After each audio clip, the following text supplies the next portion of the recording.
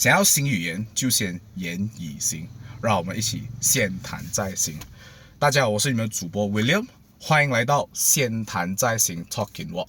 首先呢，今天我们终于迎来了这个节目有史以来的第一个嘉宾 ，Mr. George。Hello， 大家好，我是 Mr. George。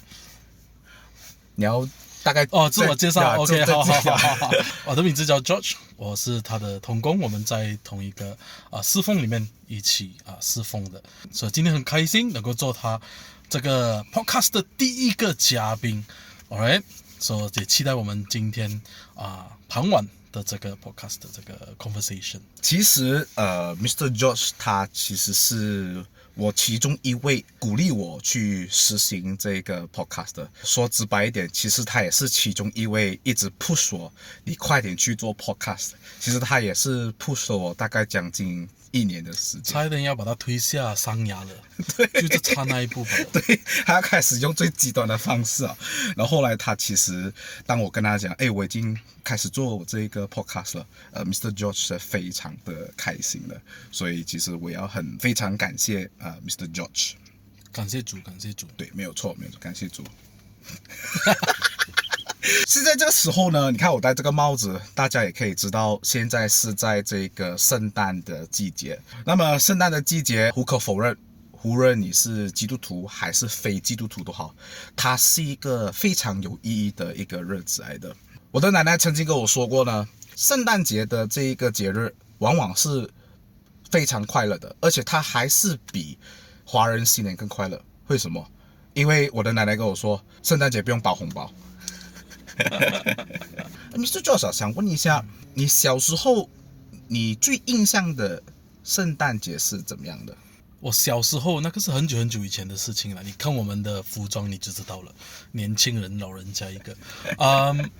我记得我小的时候第一个深刻的印象在圣诞节就是礼物，从圣诞节当天早上下来的时候，就看到一大堆礼物。身为一个小孩子，就看到礼物肯定开心嘛。也同时间，在前一个晚上，就是平安夜的时候，我们会跟爸爸妈妈一起布置那个圣诞树，也记得去买人生第一棵圣诞树。身为一个矮矮小小的孩子的时候，看到哇，那个圣诞树很大很壮观，同时间也是很开心，因为能够布置放灯等等等等这样的东西，因为人生第一次看到这么多精彩的东西，也看到礼物。当然每个人收到礼物都很开心的，所以那个是我第一个印象。我的话啦，我最印象深刻的就是每一次圣诞节这个期间呢，我都是会去和我的家人一起去新加坡的。然后那个时候我最印象的深刻就是晚上，那个时候平安夜，那个时候是算是一个游街的，晚上是特别多灯的，他们的装饰都特别的漂亮。然后我还记得那个时候人民是允许拿那一些喷射物来喷陌生人的。对，哇哦，然后好有趣哦。对，然后我就是那个喷最多的那一个。喷人家最多的那一个，对，最顽皮的那一个。对，那个小时候，因为小时候他们可以允许玩这个，然后现在不行了。现在已经是那个政府管得特别严，然后他们甚至也不容许你在新加坡已经是卖这些有关的这些喷射物了。但以前我最印象的深刻就是这一个晚上我们可以出去走走逛逛然后就是看他们的表演这些等等。那么就是随着这一个，因为那个是我们小时候的记忆嘛。那么现在随着我们越来越成熟了，那么你对这一个圣诞节有什么改观吗？当然很大的改变或者很大的改观。第一，从收礼物的人变成给礼物的人，OK， 那个是第一个大的转变。刚刚才收到 Mr. Josh 给我的礼物。对，这个就是一个很好的例子。当然不代表我不开心，因为施比受更有福。Alright，所以给也是一个福分，也是一个福气来的。所以当然除了从收到给，同时间身为游子的我，Alright，因为毕竟我不是从吉隆坡出生的，家人也不在身边。身为一个游子，从跟家人一起过圣诞，到没有家人的陪伴，变成跟朋友的陪伴，的圣诞也是其中一个人生的转变，这样子，所以这个是人生在圣诞节这个季节的时候比较大的一个转变，这样子讲咯。刚刚我们一直就在聊小时候对圣诞节的印象，甚至我们也是有聊到随着我们年龄的成熟，膨胀，然后我们对于圣诞节也是有所改观，但是我们也要很现实的，其实圣诞节是不是每一次都特别的放轻松，特别的快乐 ？Is Christmas always merry？ 这个话题其实我们在自己的社交圈也没有什么聊到，我觉得我们可以今天也可以特别聊一聊这一个每一次的圣诞节是不是真的特别的开心。那 Mr. George， 其实你对于这一个话题有什么看法吗？你本身或者是你有没有认识到一些人是有这个经历，可能在某一个圣诞节的季节里面，他其实都不是特别快乐的。当 William 给我这个话题的时候，我就觉得这个话题蛮有深度 ，right？ 它的英文是 Is Christmas always merry？ 如果是以华文来讲，圣诞节快乐，是否圣诞一定快乐嘛？大致上，大家我脑海中里面的圣诞节都是花花绿绿，很多灯，很多礼物，很开心的时候。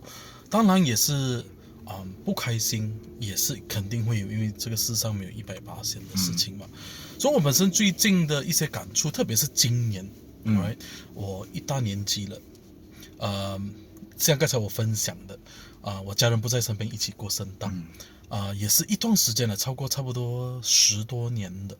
因为圣诞通常我都不回家乡，因为过后就是过新年了吧。今年特别有感触是当我看到我的兄弟姐妹们都回到我的老家去庆祝这个圣诞的时候。Alright, then 我就看到他们的哇，他们很开心。当然我也是为他们开心。当我深的感触的时候，就是在这个时候觉得，在这个圣诞的时候，没有人在身边陪伴，但这个空虚感就突然就来了。而且这个空虚感呢，是一直以来这10多年来是没有的。就今年特别有感触，我也不懂是不是刚好你这个话题来的时候就特别有感触。把这个可以讲说是我今年就特别有这个感触，说圣诞不一定是快乐，当然有喜乐，当然也不一定快乐，就是说我们也是有空虚的时候了。对，的确，我也是有这一个，其实也是有这个感触，因为我从小到大也是和我家人或者是和心爱的人一起去度过这个愉快的日子。那就算长大了，我以前自己本身呢，也是和我的这个以前的前女友，然后一起去庆祝的。对，就算不是和家人都好，都是和喜欢的人在一起庆祝。有一次真的，我们2个人分开了。那个时候呢，就是真的一下子真的不知道，我要怎么样去度过这个日子？因为平时本来我们的时间表都是，我和你啊，你和我啊，对，一起凑合的。突然间少了一个人了，我当下那个时候真的不知道我要做什么。对，然后就知道我要这样子度过，然后坐在那个车上看着那个窗，看到一个人度过。那时候当下我就不知道怎样做，然后真的是有莫名的伤感，真的是寂寞，真的很冷，对，真的是要讨抱抱了。深同感受，因为我的前女友其实我们的分手的时间是大概差不多一样的同个年份。对，给大家我们没有同一个女友哈，我们不是同一个，没有，不是，就这么刚好，这么巧合。那时候我还因为可能一些事情，所以 Mr. George 他有找我聊，然后刚好就是我已经和我的前女友分手了几天过后，然后我就跟他说 ，Mr. George， 其实我跟我的前女友分手了。后来几个月过后，我才1个月，对1-2个1个月过后你就轮到你。对。但其实我是等到接近好几个月过后，我才知道原来我分手了不久，就轮到他分手了。然后就是这样。那我就我应该找他聊对吗？那时候就心想，我应该找他聊吗？好像不应该找他聊，因为好像也可能他心里这边在骂我，你分手了，那我怎么办？你找我安慰，谁来安慰我？在这个莫名伤感的这个圣诞节季节，那你又从中有学到什么所谓的心得或教训？然后你又本身是怎么样熬过去的？与其讲到说是一个教训，或者是有什么领悟呢？其实比较接近是得到一个安慰。本来我是一样的自己一个人度过圣诞节，就看着我的家人他们一起聚餐等等等等。可是呢，我就有一个导师，他就邀请我来到他的家，跟他家人一起度过这个圣诞节。他家里也没有布置，他家里也没有圣诞树，跟平常是一模一样的。可是呢，他就邀请我了，跟他的家人吃个饭。我们刚刚也去跟他家人一起去看戏，就这个简单的温暖，就让我感觉到，其实这个世上还是有爱，还是有温暖的。圣诞节在我们脑海里面通常是冬天嘛，对不对？是下雪的时候，马来西亚就没有了哈。我们常看的电影呢，都常常都是以下雪来表示这个圣诞的戏剧嘛，对不对？也可以讲是一个冬天的暖，或者是雪中送炭这个比喻，所以就让我感觉到说，其实我自己的话，我可能今年孤独感可能我熬不过，可是我就感谢神啊。简单来讲，生命中有这些还是会雪中送炭的人，我可以跟你说，这个也是我们认识这么久以来，我认识他这么久以来，他第一次邀请我。对哦，其实我也认识他，你知道吗？对，我也认识他，我认识他没有邀请我，你知道吗？他没有邀请我，他邀请他。对，而且我认识他接近8年了，第一次他也知道我是游子，right？ 可是他就是人生第一次邀请我来去他家过圣诞，而且也不是说我没有来过他家，我也是不时会来去找他，可是就这么刚巧他邀请我觉得这个不是偶然。对，我自己本身其实也是有这个相似的这个经历，因为好像我之前有说，我完全不知道我圣诞节要怎么样去过，然后我真的是带着那个悲伤，甚至是那种绝望的这种感觉。我还记得去年的时候，25号那一天，因为我本身是有去教会的，这个圣诞节崇拜过后呢，我真的不知道我要做什么。有一班弟兄姐妹，他们就胡端端邀请我说，William， 你等一下得空吗？我就讲应该得空的。他讲不如我们去吃火锅啦，我们在家，我们去谁的家去吃火锅。然后就好啊，可以啊。然后呢，就那一天我就和不怎么认识的弟兄姐妹，当然当中也是有朋友啦，然后我们就在那里就是吃火锅，我们吃到晚上差不多9点多10点，然后一直在享受这个聚会。我就发觉到，我现在就想回起来，一个圣诞节它是否能够很圆满的一个结局，它不是看你的圣诞节是否快乐，它反而是要看你在这个圣诞节的期间，你是否有有人给你陪伴，不再孤单的这个感觉。的确，很多事情我们不能够100%保证圣诞节是快乐的，因为这世上没有100%的东西。说真的，不会有的。但是无论你在这个不快乐的这个圣诞节，但总有呢，会真的像 Mr. George 所说的，会有人雪中送炭，然后真的是会有一班人在对的时机之下和你一起度过这个难关。我觉得这个很神奇。对，很神奇。我们节目也接近尾声了那么快对啊，很快了，要吃饭了。好。在这个最后的环节里面，你有什么话想要和我们的观众说？尤其是在这个圣诞节里面，他是处于很不开心或者是很低落的观众。可能我用一个故事来分享吧。我知道有一个总裁，他的妈妈在圣诞节的前3个星期，住在 ICU。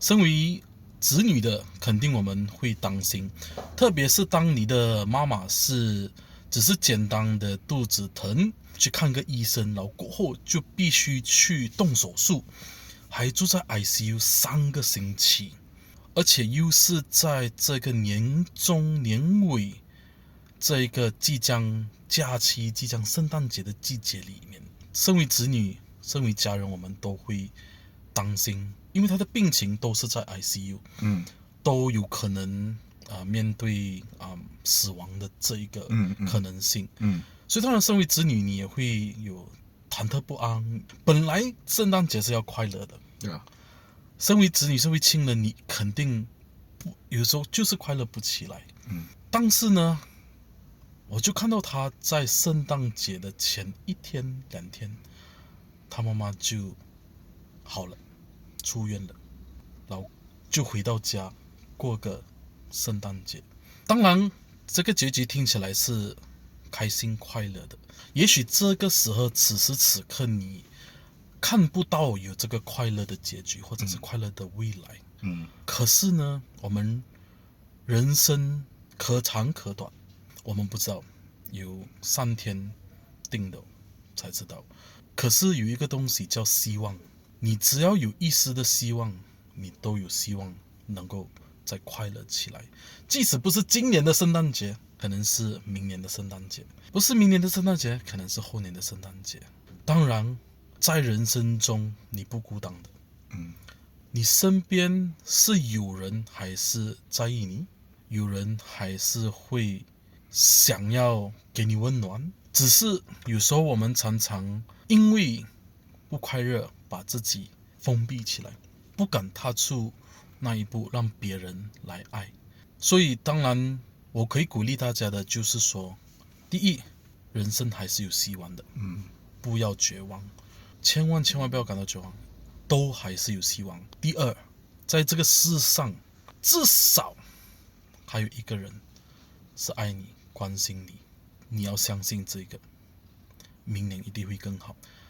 我也想祝大家找到你们的那份快乐，明年是个希望，明年365天是能够让你去重新点燃你的那份快乐的机会，每一天都是。这个是我想要分享的。先听一下你们的想法是如何。你们以前有没有过这一种好像在圣诞节期间是否有不快乐甚至是不愉快的这个经历？你们本身是怎么样去度过，怎么样去熬过来的？还有另外一个东西就是，你们现在身边是否有一位朋友是在这一个圣诞节期间他是不快乐的？如果是你的话，你会怎么样去帮助你的这位朋友来一起度过这一个圣诞节？分享一下你们的想法。By the way， 刚刚那一个 opening line 你觉得 OK 吗？我觉得 OK 啊。OK 哦，因为我跟你讲，因为他鼓励我去讲这一个 opening line， 你知道那个前面的这一个 opening line， 是啊有啊是啊， OK， 那个是我老了对，那个很厉害，那个还讲对OK。好，谢谢大家，谢谢大家的时间，我们也非常谢谢 Mr. George 能够在这里一起参与我们的这一个podcast， 我们以后下次见，拜拜。